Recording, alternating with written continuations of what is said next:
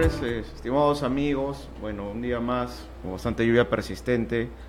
Un poco delicado el escenario político, legal que se está viviendo en el país ahorita, bueno, a raíz de la llegada del Papa, de lo cual, sí, Perú es un país eminentemente católico, pero han aprovechado a liberar a tres de los, bueno, los funcionarios o representantes de las empresas ligadas al caso Odebrecht, específicamente al tema de corrupción, ¿no? El señor Graña, el señor Camet y un funcionario más de ICSA, si no me equivoco. El día de hoy tenemos una entrevista bastante especial con un abogado, el doctor Daniel Tribeño, quien es un árbitro connotado en el país, joven, es docente universitario y es, especialista en temas de contratación pública. ¿Qué tal, Daniel? Tu saludo a nuestros seguidores por el internet. ¿Qué tal, Víctor? Buenas tardes. Más bien, saludos a todos tus, seguidores en este medio y encantado de conversar contigo en este espacio que nos han asignado. Bueno, Daniel, en verdad, estos años, a raíz de que ya se hizo público el caso Lavajato, el mundo de la contratación pública ha venido bastante golpeado, ¿no? Primero con el tema de la interoceánica, bueno, a pesar que, bueno, en el mundo en general de la contratación pública, ¿no? Y a través de la ley de APPs, tenemos el tema de los arbitrajes, que es algo que nos atañe a nosotros, ¿no? De temas de corrupción grandes también que se han visto también laudos a favor de estas empresas corruptas. Y ahora algo relativamente nuevo, ¿no? Que yo ya había escuchado esto del Club de la Construcción, pero que ahora sí se está haciendo público, ¿no? Donde sí atañe netamente las obras que se han visto bajo ley de contrataciones, ¿no? Básicamente el decreto legislativo 1017, ¿no? En donde hay varios funcionarios, justo hace un momento tú me estabas dando el dato, ¿no? En la República, que se publicó el día de ayer, funcionarios que están implicados, ¿no? Justamente a través de la ley de contrataciones licitaban pues las obras en el Ministerio de Transportes y Comunicaciones, básicamente, ¿no? Para que ganen las carreteras y ya se iban rotando. En general, Daniel, ¿cuál es tu reflexión tú como especialista, como árbitro, como docente universitario respecto a todos estos casos y cómo específicamente atañe y implica la corrupción en base a los contratos del Estado, ¿no? Mira, bueno, Víctor, a ver, creo que es una pregunta bastante interesante y también bastante amplia en cuanto a la respuesta, porque tiene varias aristas y componentes, ¿no? Efectivamente, como tú has comentado, todo el panorama de lo que es la corrupción se ha vuelto como una manifestación ineludible en todo el ámbito de la contratación pública. Tanto en lo que, terminológicamente conocemos con contratación pública, ¿no? Me refiero a las contrataciones que se han hecho con el decreto legislativo 1017, el decreto legislativo, 1341, la ley 30225, ¿no? Que es cuando el Estado asume el 100% del riesgo de la operación, así como de la supervisión. Y también, ¿no es cierto?, podemos entender que el tema se ha vuelto extensivo al tema vinculado a lo que es fomento de la inversión privada, concretamente lo que tiene que ver con las APPs, ¿no? Dentro del marco de los contratos de concesión, ¿no? Básicamente cofinanciado. Entonces, bueno, tenemos el ámbito tanto de la promoción de la inversión privada, en el que existe un fuerte componente de la participación del sector privado, en la actividad contractual y en el riesgo contractual, inherente, compartido, básicamente, así como en el caso de la contratación pública, en el que básicamente se ejecutan recursos ordinarios, ¿no? Entonces, el tema de la corrupción se ha visto que ha sido extensivo a ambos ámbitos. La primera reflexión que podemos sacar al respecto es la siguiente, que no depende del sistema contractual, porque ya hemos visto que tanto en un mecanismo como en otro, ha ocurrido en niveles, notorios, ¿no? No podemos decir que el ámbito de la contratación pública propiamente dicha es más corrupto que en el tema de APP. No podemos decir que el tema del APP es menos corrupto que el ámbito de contratación pública. Entonces, lo que quiero destacar aquí en primer lugar es que no corresponde al ámbito normativo de la contratación. En segundo lugar, ¿no?, hay que tomar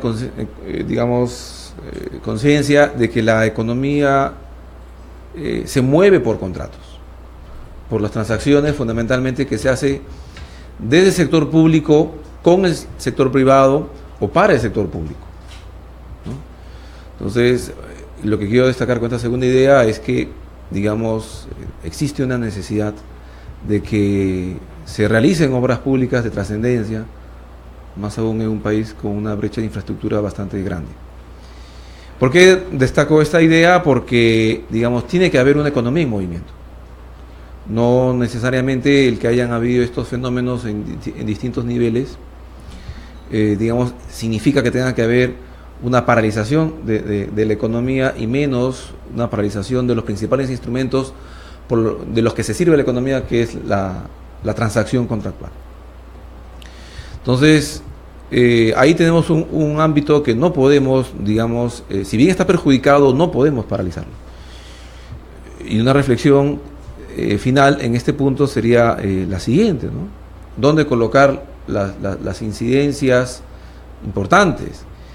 Concretamente yo creo que es en el ámbito del funcionario público y de los organismos vinculados a lo que implica el control de la legalidad de la función pública. Me refiero concretamente a la Contraloría General de la República, Ministerio Público y Poder Judicial, ¿no? Digamos, ahí, digamos, perseguir la corrupción o combatir la corrupción, yo creo que tiene que ver, sí, con un ámbito de adecuaciones normativas, pero las adecuaciones normativas contractuales son instrumentos para el logro de objetivos. Lo que estamos viendo últimamente son usos desviados de la facultad de los funcionarios. Entonces, eso implica un ámbito de acción bastante importante de los órganos vinculados al control de la legalidad de los funcionarios. Sí, es cierto bien lo que mencionas. Yo creo que como tú, coincido contigo en el sentido de que es un problema de eficiencia, no es normativo, ¿no?, sino de gestión, ¿no? De gestión y de control, ¿no? Hay que recordar que el sistema de contratación pública, o denominado sistema de abastecimiento anteriormente, pues tiene que ver mucho pues con los contratos y lamentablemente la inversión pública básicamente se a través de los contratos con el Estado, independientemente del régimen normativo que fuera ley de contrataciones, APP, concesión minera, temas forestales, de gas, etcétera, ¿no? Ahora, lamentablemente se ha visto manchado por temas de corrupción, que este es un problema ya sistemático, ¿no?, del sistema en general. Y en lo que atañe, Daniel, al arbitraje, bueno, también se ha visto plagado esto por temas de corrupción, ¿no? ¿Y tú por qué crees que, ya hablando ya de otro tema que es el arbitraje en sí, o por qué se han dado casos de corrupción? ¿Tiene que ver algo el tema del arbitraje institucional versus el arbitraje ad hoc, que antes en el régimen normativo anterior establecía que podía darse más arbitrajes ad hoc libremente, no como ahora que hay esta restricción de las 20 UIT, si no me equivoco, y solamente para bienes y servicios, ¿no? ¿Tú crees que tenga algo que ver con que sea un arbitraje institucional versus ad hoc? ¿Es lo mismo ahora que es bajo régimen legal, ya es solamente los arbitrajes institucionales, va a disminuir en algo la corrupción? ¿Es lo mismo? ¿Tú cómo lo ves? Mira, ahí, digamos, estamos hablando de un ámbito, digamos, complementario al tema de contratación pública, porque, digamos, el arbitraje es el medio a través del cual el Estado resuelve sus controversias, ¿no? Entonces, pasamos del ámbito del funcionario público al ámbito de quienes resuelven las controversias, que en este caso son los árbitros. Entonces, se ha hablado, sobre todo desde la aparición de noticias, ¿no?, sobre todo desde fines del año 2016, ¿no es cierto?, sobre todos estos escándalos de contratación y arbitraje. ¿Qué creo sobre, en particular, la disyuntiva, la dicotomía de arbitraje ad hoc e institucional? Digamos, básicamente la respuesta tiene la misma reflexión de lo que hemos estado conversando hace un ratito. Son instituciones jurídicas, ¿no? Y las instituciones jurídicas son instrumentos para el logro de finalidades también jurídicas. Entonces, ¿qué es lo que quiere decir? Tanto el arbitraje ad hoc como el arbitraje institucional son herramientas para lograr, dentro de un proceso preestablecido o acordado entre las partes, un objetivo determinado que es un laudo. Aquí, nuevamente, digamos, un alcance parecido a lo que hemos estado conversando es la restricción de un determinado tipo de arbitraje respecto a otro. ¿Va a solucionar el tema de la corrupción? Yo personalmente creo que no, porque los instrumentos están pensados para finalidades, pero, digamos, nadie puede desconocer que un instrumento pensado para un propósito puede ser utilizado para otro distinto. Entonces yo creo que ahí básicamente tiene que ver mucho con los mecanismos de control, ¿no es cierto? Así como hemos hablado en su oportunidad de los funcionarios públicos, debería haber también mecanismos de control que tendrán que verse de alguna forma creativa e ingeniosa, ¿no es cierto?, para, digamos, ejercer alguna suerte de control sobre la conducta de los árbitros. Lo que ha ocurrido en los años es que ante el surgimiento de determinadas dudas, muchas de ellas con motivo, otras de ellas sin motivo, ¿no es cierto?, lo que ha acontecido es la restricción o la implementación de prohibiciones al proceso arbitral o a la temática arbitral, pero no se ha concentrado en el actor principal, ¿no es cierto?, de este tipo de procedimientos, que es el árbitro, en la medida que es quien resuelve las controversias.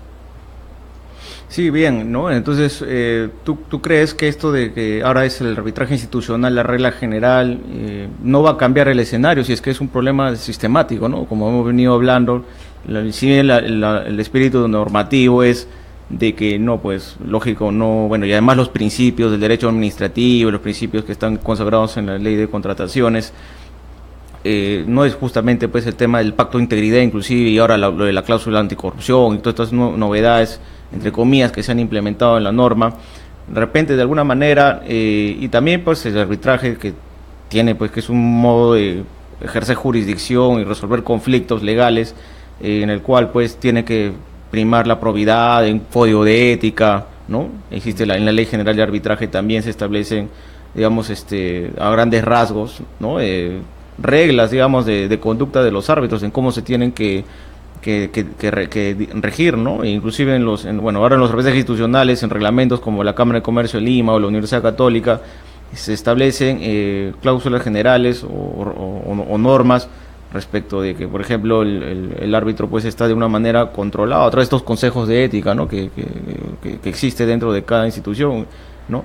Ahora, ¿tú crees que entonces el tema normativo, más allá de los cambios que han habido, no son ni para bien ni para mal? ¿Cómo lo ves tú eso? No, yo creo que, digamos, las instituciones jurídicas están dispuestas y diseñadas para determinados propósitos, ¿no? Y que estos propósitos, digamos, sí pueden ser un poquito contradictorios con la forma como lo utilizan los actores. Entonces, ¿pueden haber algunas adecuaciones a estos mecanismos? Sí, claro que sí, y en el tiempo lo ha habido, y en el tiempo han habido algunas buenas adecuaciones. Por ejemplo, digamos, a lo largo del tiempo, el arbitraje de contratación pública, me refiero estrictamente a lo que se ha estado haciendo con la aplicación de normas como el 1017, la 30225, el 1341, son, digamos, ámbitos normativos en los que el arbitraje ha ganado mucho de transparencia, ¿no? Bastante se ha ganado de transparencia. Se publican las actas de instalación, se informan las instalaciones de los árbitros, se publican los laudos, ¿no es cierto? ¿Okay? Y eso está bien, eso está muy bien, pero lo que también el tiempo ha demostrado es que transparencia no es sinónimo de probidad, ¿no?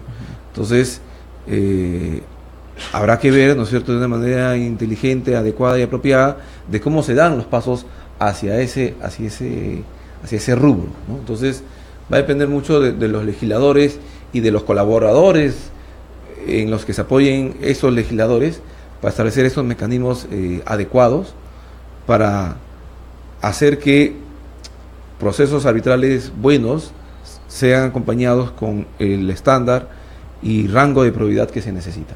Bien, bastante claro lo que mencionas. Ahora, respecto a otro de los cambios que han habido, es la implementación de la Junta de Resolución de Disputas, ¿no? Que en verdad hasta ahora yo no he visto que se aplique, ¿no? Que es una especie de, bueno, en el caso de, hay un tope también en cuanto a la cuantía, puede ser 1 o 3, pueden conformar un tribunal, que son un arquitecto o ingeniero con cierta especialidad, y solamente para el caso de obras. ¿Tú ves que esto se puede implementar? Es más, hasta ahorita el OCE ni siquiera se ha pronunciado de cuál va a ser esta cláusula que se debe incorporar, ¿no? Y no he visto que alguna entidad ya lo esté aplicando. Bueno, a ver, sí, algunos temitas sobre ese tema. Sí, hay una directiva que lo se ha aprobado hace un tiempo. Hay un modelo de cláusula implementado, ¿no es cierto?, en la directiva, pero de lo que tú comentas, efectivamente es correcto que, al menos al día de hoy, que yo tenga conocimiento, ninguna entidad lo ha implementado. Ahora, hay que hacer la siguiente contingencia. Ninguna entidad lo ha implementado para lo que es contratación pública. Me refiero al decreto legislativo 17, el 1341 y la 30225. Pero hay entidades que sí lo utilizan para sus contratos, pero que hay que llamar la atención que no se trata de contratos bajo el ámbito de contratación pública, sino que se trata de contratos que están bajo el ámbito de lineamientos de cooperación internacional. Concretamente, cuando existen operaciones de financiamiento, ¿no?, de créditos, ¿no?, o de créditos acompañados a donaciones, que financia un organismo de la banca internacional, ¿no?, tipo BID, Banca Mundial, el Banco de Japón, el Banco de Alemania. En ese ámbito, paradójicamente, ¿no es cierto?, el Estado sí aplica la Junta de Resolución de Disputas. Y en la práctica sí existen comisiones formadas, digamos, dentro de esos ámbitos. Ahora, lo que habría que ver es por qué una entidad, digamos, lo aplica para un ámbito y no lo aplica para el otro. La respuesta inicial puede ser una evidente, que es porque en el caso de los contratos financiados con créditos internacionales, digamos, las políticas, ¿no?, de estos entes cooperantes lo obligan al Estado peruano a implementarlo. La inquietud es por qué potestativamente el Estado no lo implementa. Porque de acuerdo a lo que estamos conversando, el Estado sí lo aplica cuando se lo pide la institución crediticia internacional, pero no ha dado el paso discrecional de animarse a implementarlo a los contratos que ella misma financia. Entonces, eso sería implica sí, digamos, quizás ejercicio de investigación de por qué no. Y, digamos, me refiero por qué no los principales o las principales reparticiones públicas que ejecutan obras, ¿no? Yo en la práctica conozco instituciones públicas que financian obras tanto con ley de contrataciones como con contrato de fondo de cooperación. En los segundos aplican la Junta, pero en los primeros no. Entonces, eso yo creo que tiene que ver con una búsqueda de razón, logística, de gestión interna, ¿no?, que sería bastante interesante hacerlo. Pero en esencia, sí, como tú dices, ninguna entidad pública lo ha implementado para lo que es contratación pública en estricto, ¿no? Claro, ¿no? Porque en verdad la lógica de esto puede hacer más eficiente, digamos, alguna controversia o aclaración, ¿no?, que se pueda dar, sobre todo en los contratos de obra, que son bastante complejos y que siempre se pacta de una manera y se termina ejecutando de otra y se termina liquidando de otra manera, ¿no? Son muy complejos de manejarse. De repente eso será, Daniel, porque estos organismos de cooperación internacional son más exigentes, ¿no?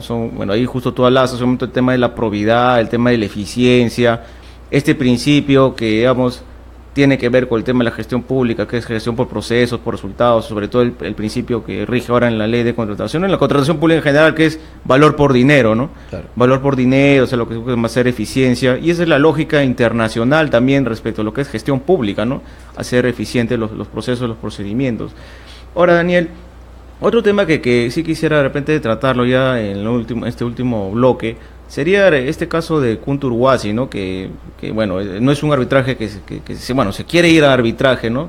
Este es un contrato derivado de una APP que se frustró, que al final se firmó el contrato y que la Contraloría se opuso bajo la nueva normativa, que tiene una opinión vinculante, etcétera, al aspecto financiero.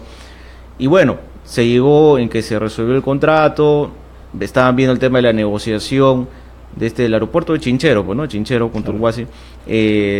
Bueno, se resolvió el contrato, otros hablan de que hay una nulidad, no sé cómo es el tema ahí, y bueno, se van a arbitraje. ¿Tú cómo ves esto? ¿Qué desierto hay en lo que has podido revisar o informarte? ¿Y qué pasaría si se plantea el arbitraje? ¿Sería un arbitraje internacional, un arbitraje en el país, ¿Y cómo verías tú el escenario, tú bajo tu experiencia, el Estado peruano prácticamente lo tiene perdido o cómo lo ves? Mira, no conozco las incidencias concretas que rodean a la eventual controversia que puede suscitarse. Digamos, lo que sí lo que conozco son las incidencias que han sido de dominio público, ¿no? Y los inconvenientes y aparentes inconvenientes que han generado, digamos, una cláusula, ¿no?, de adenda que no ha sido aparentemente, ¿no?, digamos, evaluada de modo conveniente. Ahora, digamos, lo que podría, en matrices muy generales, esos contratos tienen convenios arbitrales muy distintos a lo que existe en la ley de contrataciones, ¿no? Tienen un ámbito, primero, de trato directo, un periodo en el cual ambas partes se sientan y tratan de resolver sus diferencias por ellas mismas, lo que no existe en el ámbito de contratación pública. En el ámbito de contratación pública es conciliación o arbitraje, pero operativamente las entidades y los contratistas se van hacia el arbitraje, normalmente, ¿no? Se pueden hacer algunas contingencias legales, pero es más o menos como lo estamos comentando. Pero en esos contratos de APP, ¿no?, y entiendo que el de Aeropuerto de Chincheros no es la excepción, hay un ámbito de trato directo. Segundo, hay, digamos, una disquisición entre controversias técnicas y controversias jurídicas, ¿no? Habrá que ver cuáles de estas, ambas partes han considerado que no son técnicas y cuáles son jurídicas. Y en segundo lugar, en lo que concierne a las controversias jurídicas, son controversias que las han segmentado por monto y competencia, en el siguiente sentido: controversias hasta determinado monto, pongamos 30 millones de dólares, por decir un monto, ¿no?, se resuelven de manera local, ante un centro institucional de arbitraje. Y si las controversias jurídicas superan ese monto, van a un fuero de un arbitraje de inversiones, ¿no?, digamos, con las competencias propias de un arbitraje internacional que ello implica. Es más o menos, a grosso modo, el espectro general que tienen estas cláusulas de estos contratos de APP fundamentalmente, ¿no? Bien, y bajo el escenario de lo que están reclamando ellos, creo que yo leí por ahí que ese arbitraje iba a ser en el país, porque estaban reclamando algo de 15 millones de dólares, que es el reconocimiento de los expedientes técnicos y todo lo que implicaba, digamos, el aspecto técnico, ¿no?, de lo que una obra que nunca se llegó a dar y que no se sabe en verdad si es que llegará a darse con el tiempo. ¿Tú ves que el Estado peruano termine perdiendo y pagando esto de acá, bajo el escenario, bajo lo que se sabe, así de manera general? Mira, dependerá mucho de lo que se ponga en controversia y lo que las partes puedan probar en base a lo que se pide. Mucho va a depender eso. A veces pueden haber controversias que tienen una salida preliminar, ¿no?, una solución a priori, ¿no es cierto? Pero otra cosa es cuando se plantea la controversia y se sustenta con los medios probatorios y con la capacidad probatoria de cada una de las partes durante el proceso, ¿no? Entonces, en esencia, va a depender mucho de cuánto las partes sientan que tienen la razón y sobre todo lleguen a probar ante el tribunal arbitral que tengan al frente. Sí, bueno, va a depender mucho de eso. Y otra de las cosas que también siempre he cuestionado, Daniel, es el tema de que, por ejemplo, a pesar que avalando algo de APPs, Proinversión es el organismo que dirige todo esto, es un mecanismo de inversión privada. No tiene, digamos, justo tú hablabas del control, ¿no?, que existen deficiencias en los órganos que controlan estas contrataciones. ¿Por qué bajo la ley de contrataciones tenemos un tribunal de contrataciones que ve el tema de las apelaciones, ve las sanciones, tiene potestad sancionadora, que ley de contrataciones, más incluso tienes el CAC, cuelgas las actas, las evaluaciones, y en Proinversión, que también son contratos públicos, bajo otro régimen legal, no tienen órganos de control, no puedes apelar, no tienen sanciones los proveedores, y justamente la gran corrupción, el gran problema, se ha dado en ese ámbito legal, ¿no? O sea, justo los casos Odebrecht, Lavajato, derivan, la mayoría de contratos del Estado, derivan de ese mecanismo, o de ese régimen legal y de esa institución que bueno, dicen que antes no se encargaba de dirigir el proceso, pero cuando todo el mundo sabía de que siempre lo han visto y que bueno, las otras instituciones,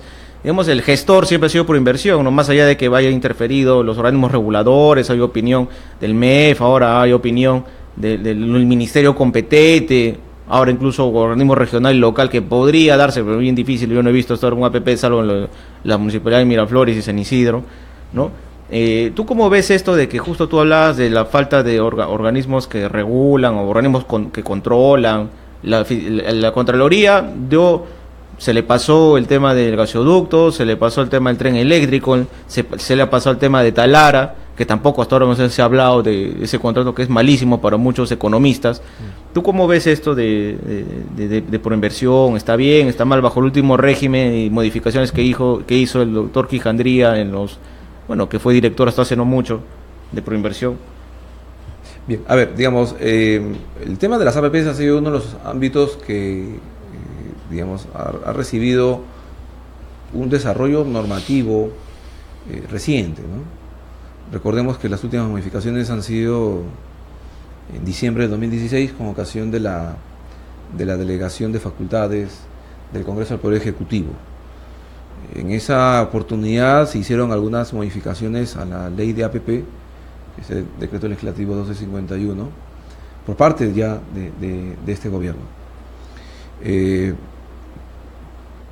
ámbito de proinversión entiendo que va a tener a raíz de esas modificaciones un rol más tuitivo, no voy a decir contralor, tuitivo, en lo que tiene que ver con las etapas de programación, ¿no es cierto?, y formulación de los proyectos. Efectivamente, como tú señalas, ¿no es cierto?, han habido algunos inconvenientes de diciembre de 2016 para atrás en cuanto al ámbito de la transparencia en esos contratos, bajo determinados parámetros, sin prejuicio de que los documentos estuviesen publicados, ¿no es cierto?, en toda la oportunidad. Obviamente la página de proinversión no tiene la misma funcionalidad que el SEACE, eso sí es correcto. Ahora, pero digamos, pongámoslo así, ¿no? Un ámbito que ha sido bastante cuestionado ha sido el tema de la gran cantidad de adendas que han habido en ese ámbito. En el caso de la Electrotécnica, 22 adendas. Sí, hasta donde tengo entendido, más o menos estamos hablando en 30 contratos, de acuerdo a cifras que se han hecho públicas antes, que a lo largo de 30 contratos de concesión estaríamos hablando de más o menos poco más de, o algo de 105 adendas, ¿no? Y de manera paradójica, yo siempre había comentado que el régimen de adendas en la ley de contrataciones, ¿no es cierto?, tiene un mayor control, claro, que, digamos, en el ámbito de la APP. Es cierto. ¿No?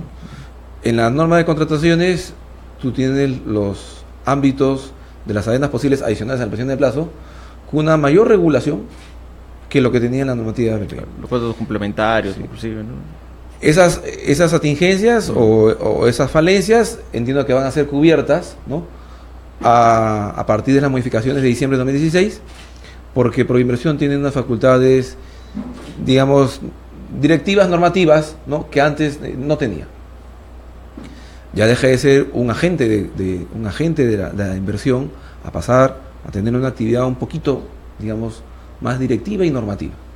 Y eso está bien, ¿no? Ahora, digamos, estamos hablando a nivel de transparencia del mecanismo, ¿no?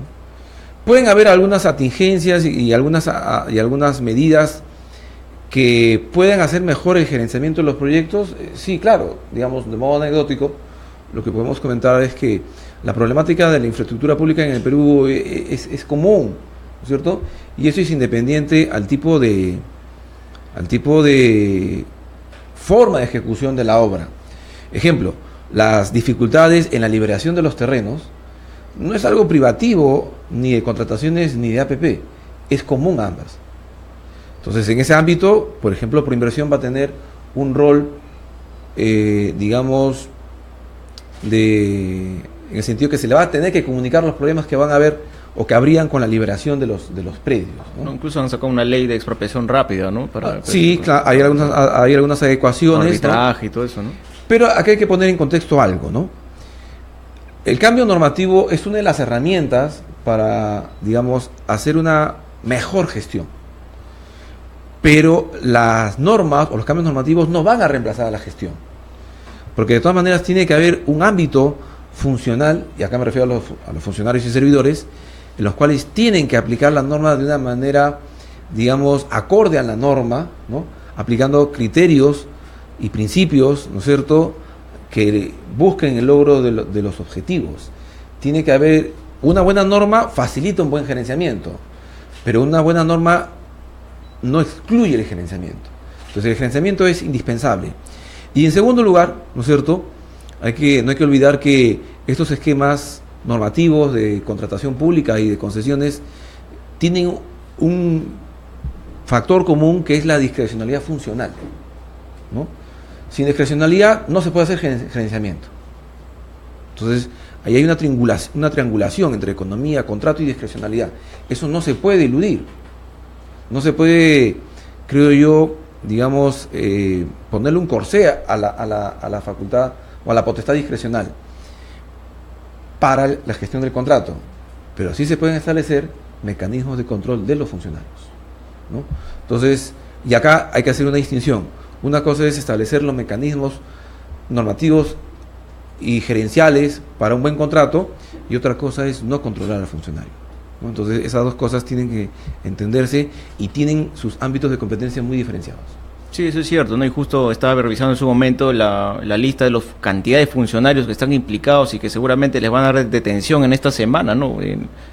Ojalá pues que tanto se ha hablado del sistema anticorrupción, pues dé resultados y en verdad, sobre todo se juzgue a los responsables, ¿no? Daniel, yo quisiera agradecerte por tu tiempo y será hasta otra oportunidad. Gracias por aceptar la invitación. No, gracias a ti por la invitación, Víctor. Será hasta el próximo viernes. Muchas gracias. Hasta luego. Hasta luego.